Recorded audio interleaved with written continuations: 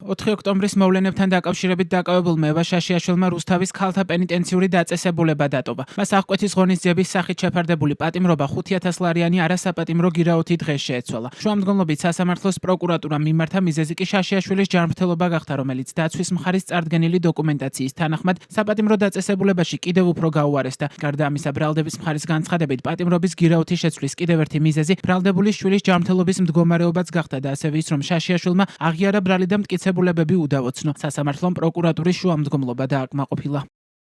სამართლობა ხდება როგორც ყოველთვის, ეს არ უნდა მოხდარიყო.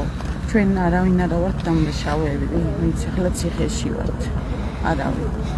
ჩვენ ყველანი რა ვიცი, რუსული რეჟიმის ფერფლი ვართ. ასე ვფიქრობ. რა ვიცი, შეიცვალოს რამე. იმედია შეიცვლება.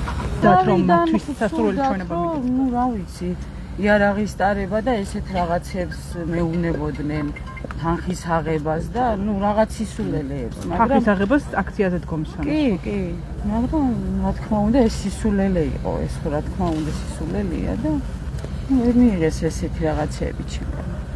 ერთადერთი აღიარე ის, რომ ნივთის სროლა.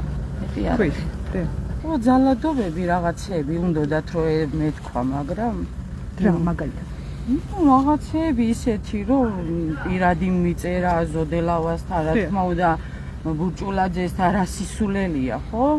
ის რომ თქვენ კავშირზე იყავით თვითონ მათთან?